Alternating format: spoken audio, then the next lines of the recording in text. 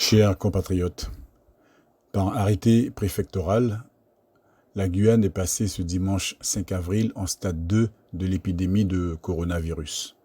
Pour mémoire, le stade 1 consiste à freiner l'introduction du coronavirus sur un territoire jusqu'alors épargné. Le stade 2, quant à lui, suppose des cas groupés sur le territoire et une stratégie sanitaire visant à limiter la propagation du virus.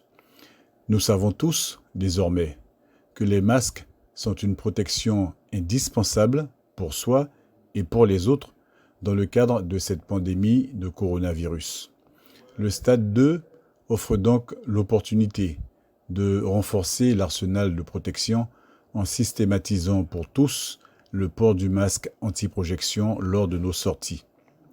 Devant la pénurie de masques, notamment pour les personnels soignants, pompiers et autres catégories socio-professionnelles particulièrement exposées, il convient de ne pas accroître la pénurie en veillant à leur laisser la priorité d'accès aux précieux masques. Néanmoins, en ces temps de crise, il convient également de faire appel à notre intelligence et à nos capacités d'organisation. Nous devons de nous-mêmes procéder à la fabrication de masques anti-projection qui réduiront fortement l'émission de gouttelettes potentiellement contaminées vers autrui quand nous sommes à l'extérieur.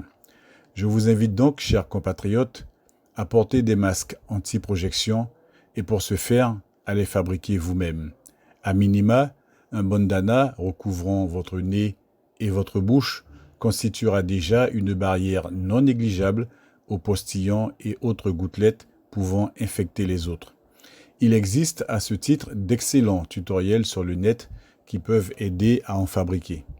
En situation de crise, les Guyanais ont toujours su faire preuve de grandes capacités d'auto-organisation et d'intelligence. C'est le moment plus que jamais de retrouver nos bons réflexes. En nous protégeant tous, nous protégeons les autres. En faisant des masques anti-projection, nous diminuons la tension sur les masques destinés prioritairement aux soignants et autres professions surexposées. Je souligne que porter un masque ne se substitue pas aux consignes déjà édictées, mais complète efficacement la distanciation sociale et les gestes barrières. Prenons soin de nous. À bientôt.